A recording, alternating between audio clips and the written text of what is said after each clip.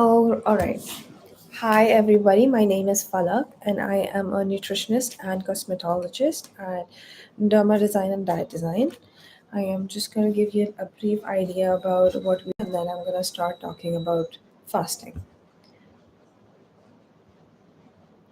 So, at Derma Design, we do everything skin and hair related, whether it be laser hair removal or HIFU, like to tighten up your sagging skin, or whether it be chemical peels, everything that is related to skin and hair to make you look pretty on the outside. That's what we do at Derma Design. And at Diet Design, we do muscle toning, body tightening, cryotherapy, everything that, and we also specialize in tailoring diets for you. And diet design does everything to make you look pretty on the inside. So, together, our goal is to make you feel confident in yourself by making you pretty and healthy at the same time. All right. So, in my lecture today, I'm going to talk about how fasting helps you, what are the risks, what are the different kinds of fasting, and how does it affect your body. All right. Okay, I think I've already covered this. Okay, is a voluntary abstaining from food or drinking for a set period of time. It can be done for religious reasons, for weight loss, or before a medical procedure, like if you want to get your um, blood tested, for example, for sugar, for diabetes. You have to avoid eating food for a certain amount of time. That's what fasting is. And there are three kinds of fasting that I'm going to talk about today, starting with intermittent fasting.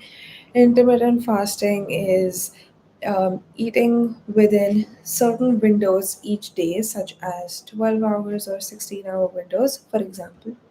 Um, the 16 by 8, hold on. Yeah, the 16 by 8 method, in which you fast for 16 hours and you eat for 8 hours. Or you can also do like an alternate day fasting, or the 5 by 2 approach. 5 by 2 approach is where you eat for um, 5 days normal eating, and then for 2 days you restrict yourself to a 500 to 600 calorie diet. Um, and an example of this would be if you choose to eat, let's say, every day except Mondays and Thursdays, that would be your one meal days. And intermittent fasting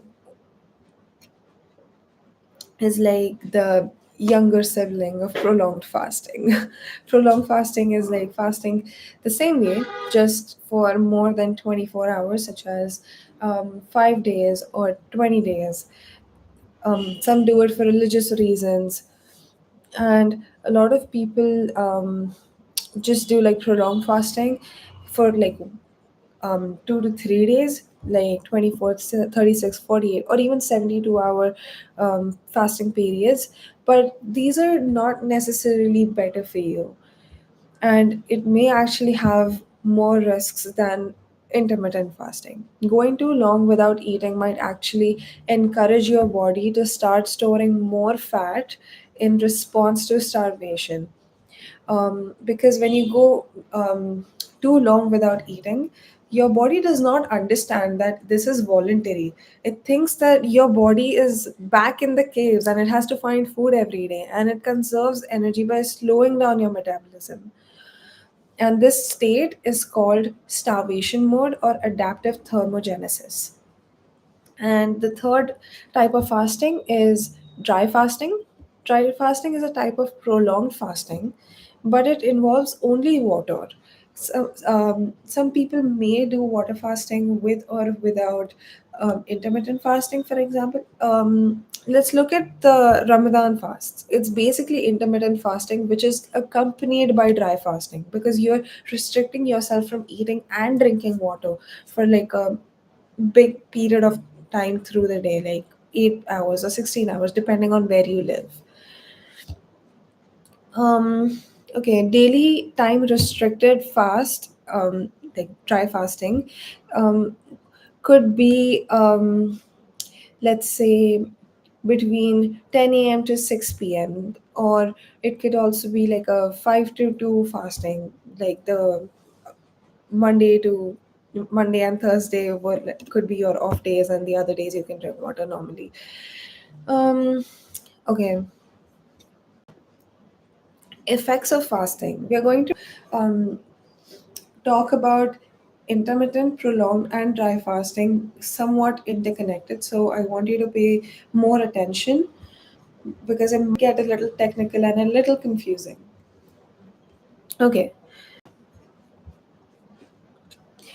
so we're going to talk about hormonal changes that happen in your body.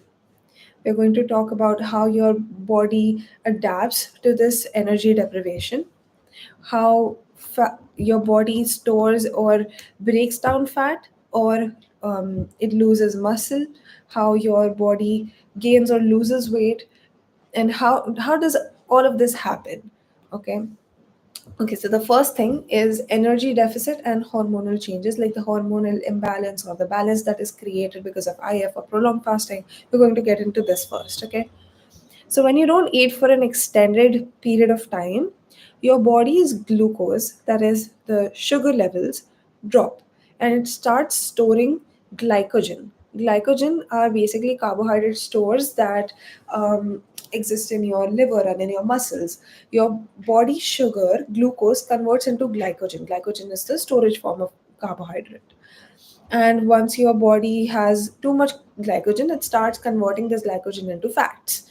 And um, so what happens is once your glycogen is depleted, when your body is um, calorie deficit, it needs energy, it starts breaking down these glycogen stores. And once the glycogen stores are over, it moves down to fat, so it starts breaking fat. And a downside to this is it doesn't just restrict itself to fat, it can also break down some of your muscle, which leads to me saying in one of my videos that you should consume more protein in your fasting days because muscle loss is very common. Okay, so what it does is hormones like insulin, cortisol, ghrelin, leptin, and glucagon. All of these get impacted because of your fasting cycles. And let's talk about intermittent fasting first. Now, intermittent fasting causes your insulin and cortisol levels to drop. Okay, insulin is the hormone that produces glycogen. When it digests the sugar that you consume, it forms glycogen with the sugar that is not being used in your body actively, and it stores it in your muscles and your liver. And when you fast, insulin levels drop and your body becomes more sensitive to insulin. One. Second, it breaks down your glycogen stores. And then when the glycogen stores are over, it moves down to your fat. And it also decreases your cortisol levels. Cortisol is a stress hormone that increases fat storage and appetite, which makes you want to eat more. And cortisol is also infamous for triggering fat deposition, especially in your abdominal area, in your stomach area. It makes your stomach plump. Okay. And this is all a part of stress response. So when your body is when your body is fasting, it does produce some amount of cortisol because your body does not understand what's going on with it, and it gets stressed and it produces this hormone. But when you're fasting over a long time, cortisol levels are proven to drop. Okay, so that is why intermittent fasting is good for you in terms of stress levels. Okay, and then let's talk about glucagon. Now, glucagon is the hormone that breaks down glycogen. it is basically anti-insulin. Okay, and therefore when you fast and your insulin levels drop, your glycogen levels increase, and hence it breaks down the oh sorry your glucagon levels increase, hence breaking down your glycogen and eventually fat. And this is done by signaling your body that it has to release the stored energy. Okay. Okay, next let's talk about ghrelin. What is ghrelin? Ghrelin is the hunger hormone. It makes you feel hunger. It makes you realize what is the feeling of hunger. And it increases generally when either your body is nutrient deficient, it needs some nutrients in your body, that ghrelin is a way of signaling that your body needs some nutrients. Okay, and other than this, ghrelin also is increased when you haven't eaten in a while. So your digestion, your digestive system, it wants to tell you that I am ready to take more food. Okay, so that's when ghrelin is increased. Okay, and it is produced in the stomach. It signals um, that you're feeling hungry to the brain, and ghrelin levels rise right before meals, or when you look at meals, and they drop after eating. Okay, so now how does ghrelin um, regulate itself when you're fasting? Okay, so let's talk about prolonged fasting first, and then I'll just give you like a brief overview of what happens with ghrelin in intermittent fasting. During prolonged fasting, ghrelin levels may rise significantly, okay, as the body needs food, obviously. And there is a chronic elevation of ghrelin because you're not eating for a couple of days. You're signaling your body that I am back in the caves, like I said. um, your body is not adapted for this. It does not know how to regulate a long period of hunger. So it just keeps producing ghrelin over and over to signal you that you need to eat food. Okay, so this chronic elevation of ghrelin due to repeated or extended fasting can lead to increased hunger and cravings. And now, because you're excessively deficient in calories, now ghrelin in scenarios like this, it makes you want to eat more calorie dense and high fat and high sugar, basically every unhealthy kind of food. Okay, just so it can get enough energy as quickly as it can. And over time, your body may become more sensitive to ghrelin, intensifying the hunger response, which is a result of overeating when fasting ends. Okay? Um, when fasting becomes excessive or irregular, ghrelin remains elevated sometimes, and therefore making you feel hunger consistently. Okay, so prolonged fasting is not the best for your ghrelin balance. Okay.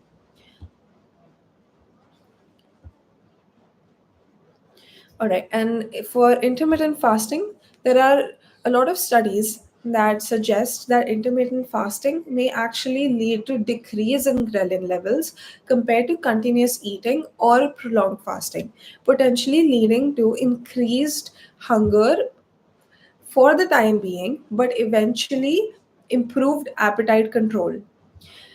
While short term fasting can increase ghrelin, long term IF, intermittent fasting, may help the body become more efficient at regulating ghrelin, potentially leading to improved satiety and therefore weight loss for people who are trying to achieve.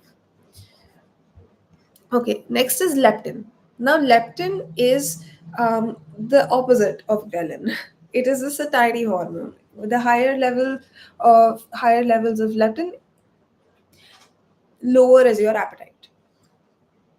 Okay, leptin is secreted by fat cells and signals the brain to reduce appetite and increase energy expenditure when fat stores are sufficient.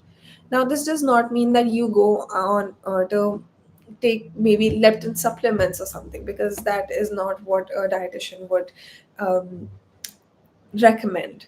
It is better you do it naturally or through fasting. Now, effect of regular fasting is that leptin sensitivity is improved. Intermittent fasting in generally improves hormone sensitivity, whether it be insulin or ghrelin or leptin. Um, so, if when your body is um, more sensitive to leptin, even like a small amount or um, a normal amount is going to make you feel satiated enough that you don't feel the need to consume more calories. Okay, so that is leptin in intermittent fasting. But what happens to leptin in prolonged fasting? Prolonged fasting can, because it is increasing ghrelin levels, it eventually decreases leptin levels. Sorry, because the body interprets that the fasting state is a depletion of fat stores, even if fat reserves are adequate. And low leptin levels result in reduced satiety signals, causing your brain to increase hunger signals and restore perceived energy balance. So, even though you are trying to lose the fat that you already have, when you're losing this fat because of prolonged fasting, your brain signals um, an excess production of ghrelin and reduced leptin, because it does not understand that you're actually trying to lose what you have. It thinks that you're losing what is yours, what is supposed to be with you. Okay. Over time, leptin sensitivity can decrease, meaning the brain stops responding to leptin levels effectively, and therefore leads to a dysregulated appetite control and increased fat storage. I am guessing a lot of people here listening to me right now, you do not want excess fat storage, but that is what happens when you are trying to achieve that by starvation or by not eating for a long time, aka prolonged fasting. And therefore, this imbalance, increased ghrelin, decreased leptin, this imbalance creates this vicious cycle of overeating and fat storage, particularly after fasting periods. Because you might have the will to not eat during the fast, but after you're done, it's really hard to control. Your body becomes a reservoir for fat.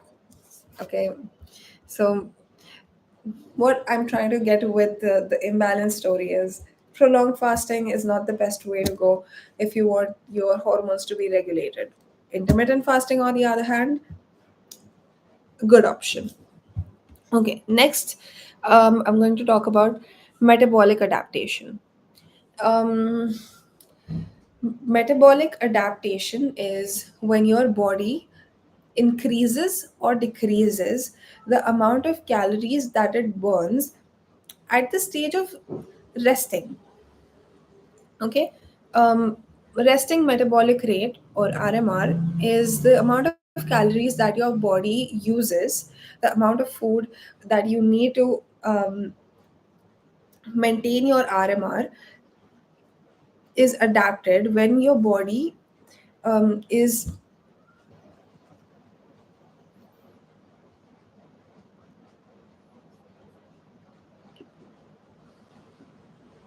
को type C charger चाहिए इसके लिए मेरे bag में है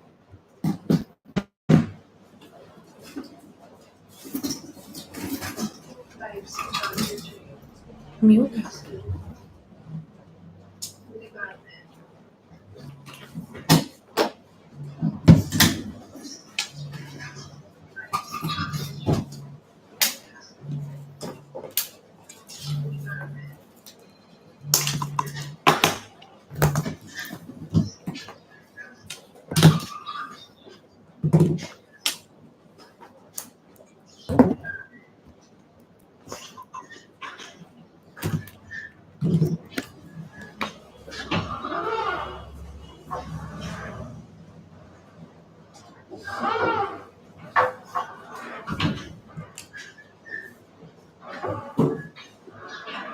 Okay, could you please let me know if you can hear me now?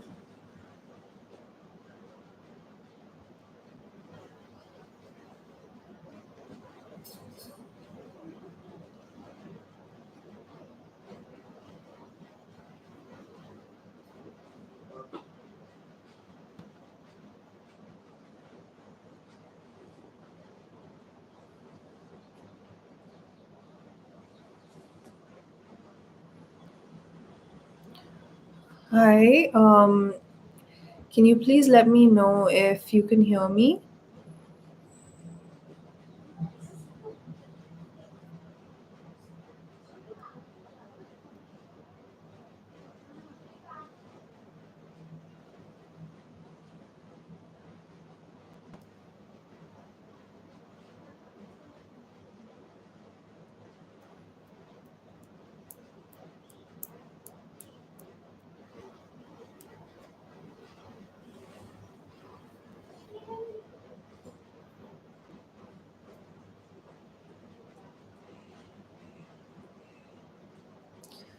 Hi, everyone. Can you please let me know if you can hear me? I want.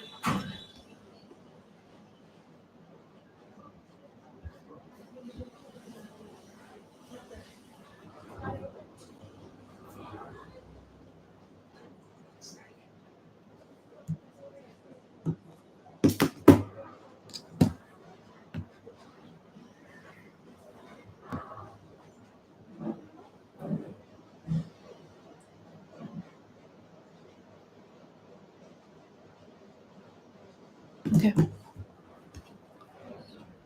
Okay, I'm gonna continue talking now. Um, where was I?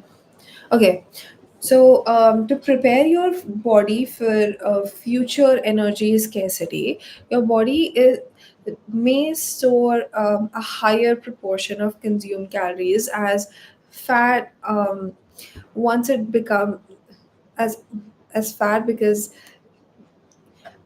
whenever your food is available, your body is trying to make the best of it. Okay, and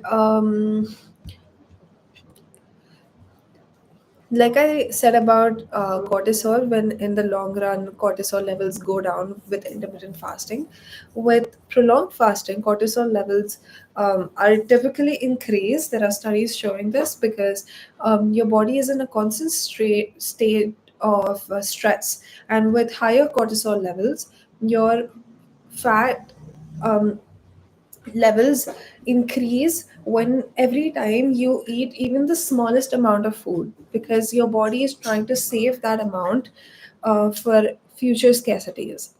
Okay, so fat storage, consumption of fat, consumption of carbohydrates along with increased cortisol levels, not a good combination. Okay. um Next is muscle loss and fat storage. Now, muscle, while it helps you build your, I'm talking about protein. Protein, while it helps your muscle building, it helps you with um, rebuilding whatever you've lost, your cells, everything. Protein is very important for that, but if you're not consuming enough calories, if you're not consuming enough fat to provide energy for your body to work and do its regular everyday tasks, your body starts using up muscle protein or and for energy, because muscle and carbohydrates, they have the same amount of calories. If 1 gram of protein, 1 gram of carbohydrate is 4 calories. So when you're restricting yourself from eating food, your body starts thawing at, like it starts attacking your muscles. It causes muscle loss. Hence, prolonged fasting or extreme calorie restriction can cause muscle breakdown, therefore, and because muscle burns more calories than fat at rest, losing muscle further slows down your metabolism. And when you resume eating, your body stores the incoming calories as fat instead of rebuilding your muscles. maintaining a slower metabolism. Okay. And okay, so this was all about intermittent fasting and prolonged fasting. Let's just talk about dry fasting for a little bit and then we'll get back to this. So, dry fasting is basically restricting water intake. And while it can have some risks, such as kidney problems or electrolyte imbalance because of concentration of electrolytes because of reduced blood volume, it can still have some positive effects like reduced inflammation, delayed aging. Now, I know this comes as a surprise, but there are studies that prove this. Okay, it reduces your immune function. Sorry, improves your immune function, but it also can lead to fatigue and dehydration in the short term. Okay. Now coming back to intermittent fasting, and I want to talk about autophagy. Now, autophagy can be quite an extensive topic, and if you would like me to talk about it in further detail beyond what I'm going to talk about in this video, you can let me know in the comments or maybe send me an email asking about whatever questions you have. I'll address it in the upcoming videos. Okay. Okay, so autophagy is basically your body's ability to kill those cells that do not do any benefit in your body and use everything that is still beneficial in those cells and rebuild more. Okay, so it is like an advanced version of apoptosis. If you know what is apoptosis, apoptosis is cell death basically, and autophagy is cell death but with recycling. Okay. Now, fasting can increase your spermidine levels. Spermidine is another compound that is produced in your body, and spermidine can also lead to anti-aging and improve health overall. And autophagy is induced by spermidine. So there are still studies going on about this, but there are some that still prove it that autophagy can also help with dealing with cancer because because it kills some of the cells in your body that you don't need. It also ends up killing carcinogenic cells. Okay, so autophagy is good for you, and it is induced in your body because of higher spermidine levels, and higher spermidine levels are caused by intermittent fasting.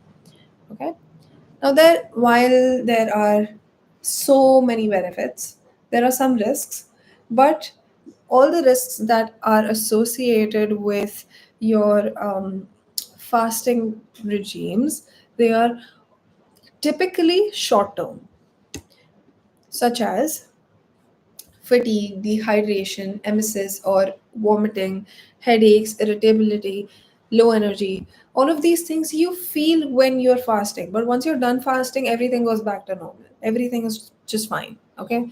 But there are some things that I would still want you to be careful with, such as um, if you have, let's say, diabetes, or if you have another chronic condition that you need to take medications for, and there are some medications which you should not consume empty stomach.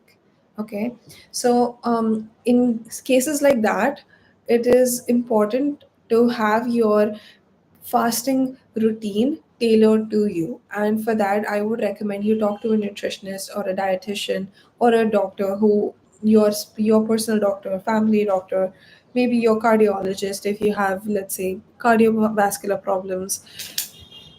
But if you can still manage to fast while you have these problems, it is also proven that fasting can lower blood pressure and reduce cholesterol levels and it decrease inflammation, and basically it overall contributes to heart health. And not just that, if you have any other problems that you need your immune system to be strong for, it is fasting is also proven to be beneficial to improve your immune system. It enhances your body's ability to fight infections.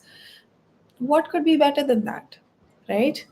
And beyond all of this, there is one thing that I think it is so important that you should fast for is your cortisol levels. Like I talked about already, that it's the stress hormone.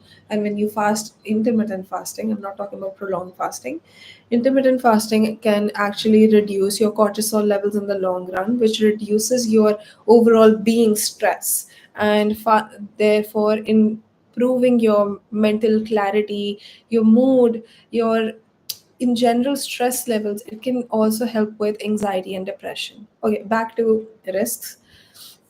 If you have any kind of chronic problems, if you need something tailored to you, talk to your doctor about it. But fasting, in all, it is not bad for you.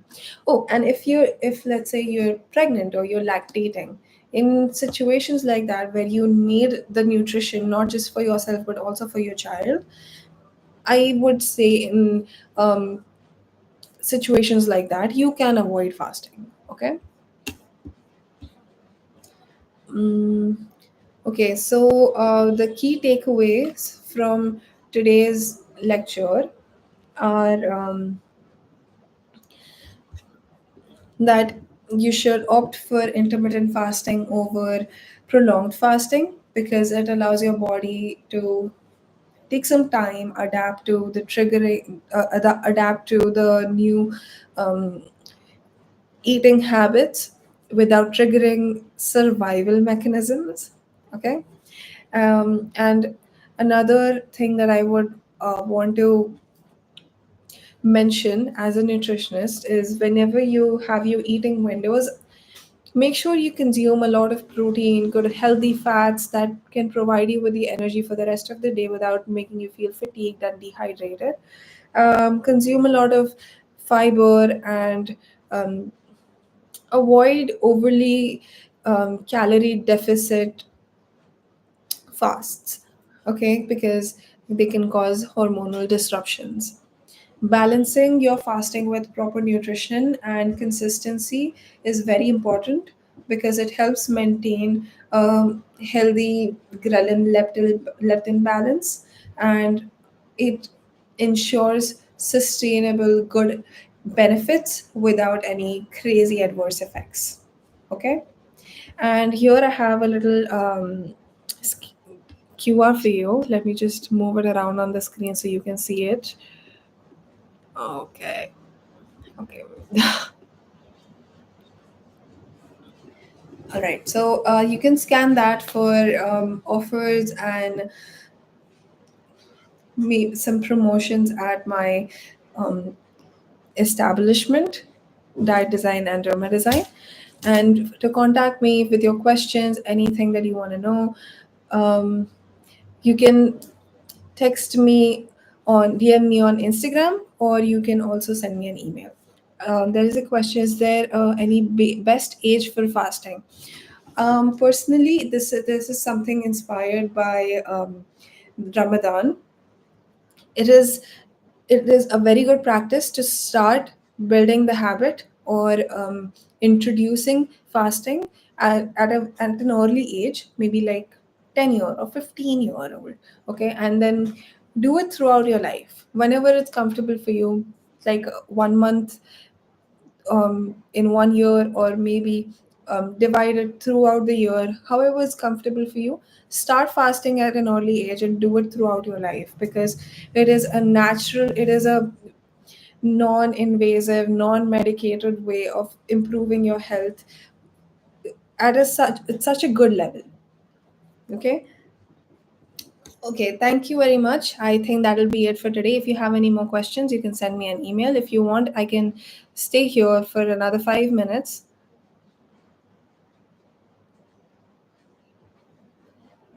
How to fast after festive fast? What do you mean by festive fasts? Could you please elaborate?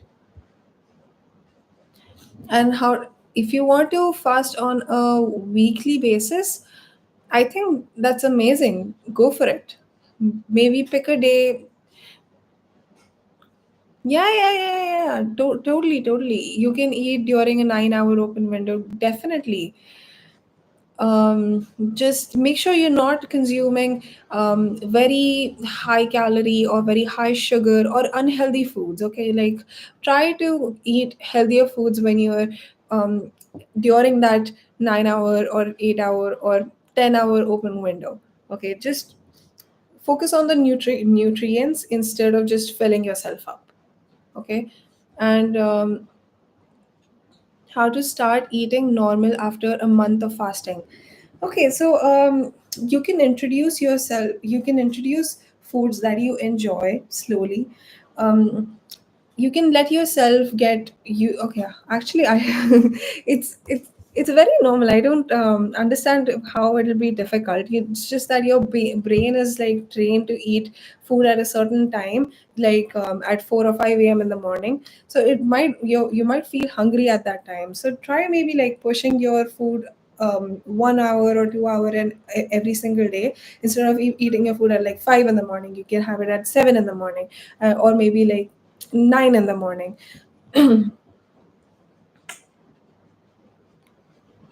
Any specific diet or food for weight loss which we can follow for fasting?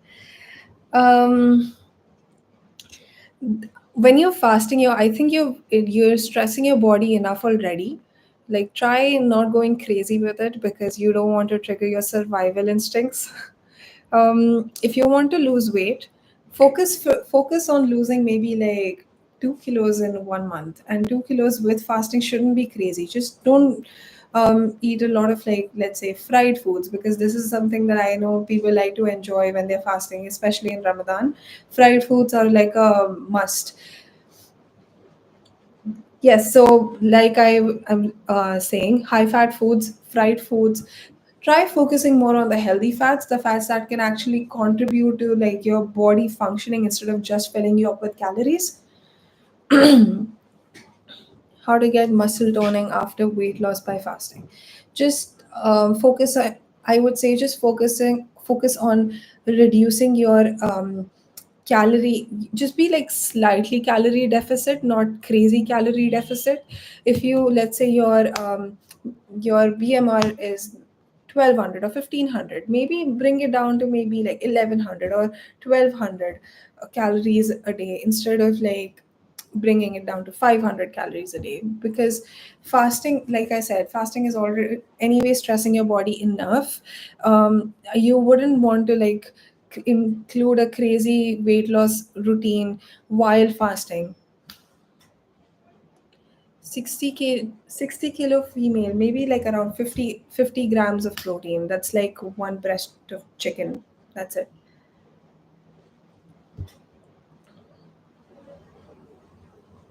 What can we do to start fasting as it is too crampy and stomach when? Okay, so you're saying maybe I think, please correct me if I'm understanding your question wrong. Are you asking that how to deal with fasting initially when you start fasting and you feel like very hungry?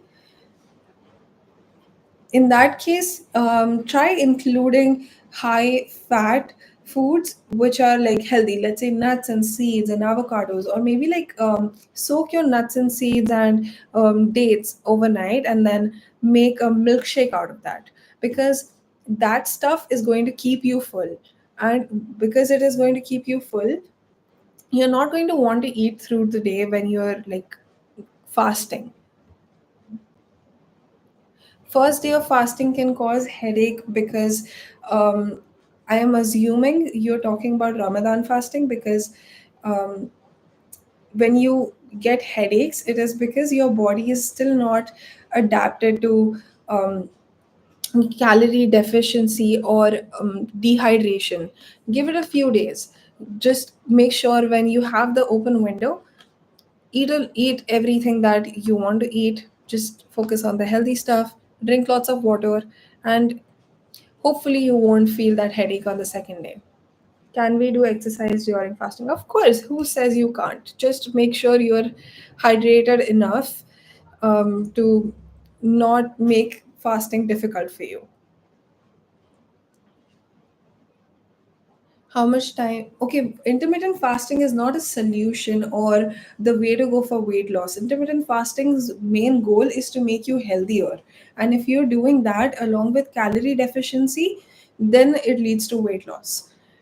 And it depends from person to person. Let's say if somebody with high abdominal fat, high cortisol levels is trying to do IF, it is going to take them a long time to regulate their hormones first and then focus on the weight loss. So I would suggest, if you want to lose weight along with intermittent fasting, consult your dietitian first, because you don't want to go crazy with fasting, stressing your body along with calorie deficiency.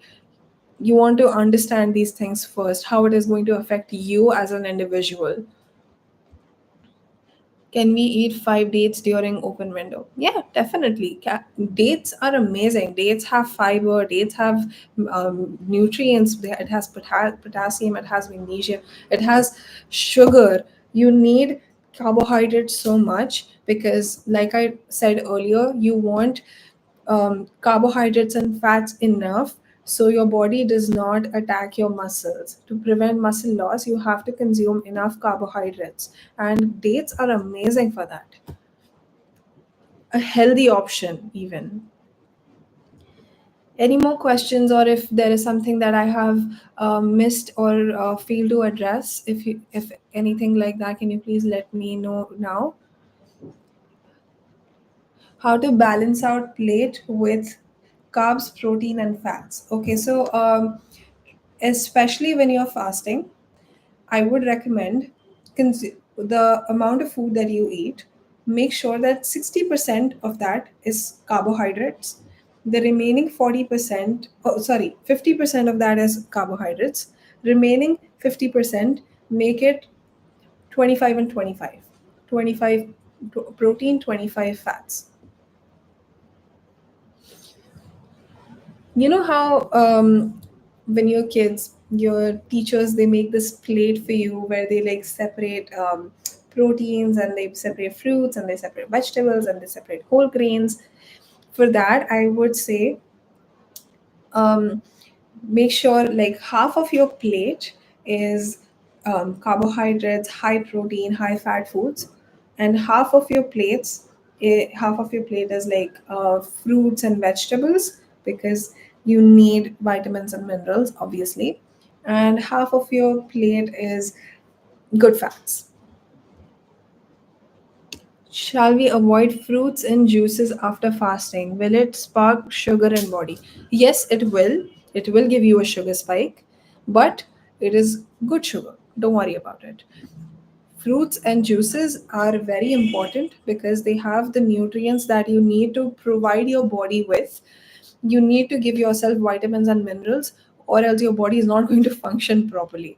Vitamin C, vitamin A, everything has so many roles in your body that it'll be difficult to explain in just one video. Okay, so and juices are going to do an amazing job with keeping you hydrated, because from what I get, 8 hours, 9 hours, it's not enough to make you like completely hydrated if you're just drinking water, because water is kind of boring, isn't it? So include juices, include sugars, good sugars like honey, jaggery, fruits. It's important. Is honey or jaggery, it's not necessarily better than sugar, because technically they are also just sugar, but they can have other benefits.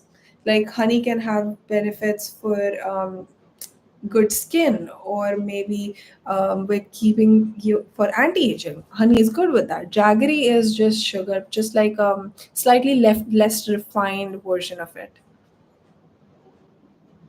How to do fasting if someone is diabetic? Depends if you're type 1 diabetic or type 2 diabetic. If you're type 1 diabetic, I'm assuming you have to take insulin shots. There's nothing you can do about it. You have to take it. You can, I'm assuming you can still take that while you're fasting. You can just coordinate it with your food consuming windows. Have a talk about that with your diabetologist or your nutritionist. But if you're type 2 diabetic, when you're consuming food, try going for like low calorie, less teas and coffees, less high sugar foods, fruits like bananas, or um, maybe don't consume a lot of dates. Have sugar in like lesser quantities. Focus more on the proteins, focus more on the good fats, because that good fats are not going to give you a blood sugar spike, which means when you consume good fats, your body takes its time, its sweet time to digest that, and it provides you energy for a longer period of time without giving you the blood sugar spike. So with diabetes, focus a little more on the fats and the proteins instead of the carbohydrates. Or you can, if you want to consume carbohydrates, try going more into like complex carbs like ragi, or like jawar or bajra, like oats, instead of um, maida, like all-purpose flour or refined flour. Okay. Can you explain relationship of fasting and cancer? I did talk about this already. So fasting increases your spermidine levels. Spermidine is a compound that is produced naturally in your body. If you're taking spermidine supplements, it does not do you any good, because it externally, whatever you're putting in your body, especially spermidine, your body does not, I think, digest it. And when you fast, your body increases insulin sensitivity, it increases spermidine levels and induces autophagy, which is cell death and recycling of good parts of the dying cells. And because of that cell death, it also kills the cancer cells, which is why fasting is a good way of controlling cancer if you've already got it, or preventing it. What about detox water? What about detox water? Detox water is, there are different kinds of detox water, and different things that you put in that water is going to give you different kinds of benefits. So if you're, let's say, putting in lemon and honey, and having it with like hot water with, let's say, chia seeds or black sesame, it's going to aid with weight loss. But if you're, let's say, having hot water with turmeric and cumin and, let's say, fennel seeds, it's going to give you more like anti-inflammatory kind of benefits. It depends on what kind of detox water you want to have and what kind of benefits you want to achieve from it. Should children fast? Sure, if they want to. There's nothing against it, there is no harm. Children can fast, it's fine. In fact, it is like training them for dealing with fasts in the long run, or when they're older. And it is like introducing benefits of fasting from a young age. Which detox water is good for Ramadan fasting? What are the benefits that you are trying to achieve? What do you want from that detox water? If you're, let's say, I would recommend you boil ginger in water, and in that water add a small amount of honey, a small amount of lemon juice, and maybe boil fennel seeds with it, because I love how they work, and cumin seeds. This is going to give you good skin, anti-inflammatory benefits. It is going to make you aid in everything, like if you're consuming, let's say, good food, and you're trying to achieve weight loss, this is going to help with it. If you're trying to prevent cancer or treat cancer, it's going to help with it. Ginger, cumin, fennel, lemon, honey, best combination. You want to introduce some citrus, introduce some cucumber. Depends on what kind of benefits you want to achieve. If yes, then what age should children fast? Maybe if they want to, no pressure. Maybe introduce fasting maybe around the age of 12 or 15. It's not important, but it is a good practice. Is exercise important during 30 days of Ramadan fasting? Yes, definitely. Especially if you want to achieve weight loss. I think you asked about weight loss earlier, right? If you want to achieve weight loss, exercise, good way to go, pairs wonderfully with fasting. Also, exercise will also help you prevent muscle loss. So when you're fasting and your body is like in a state where yes,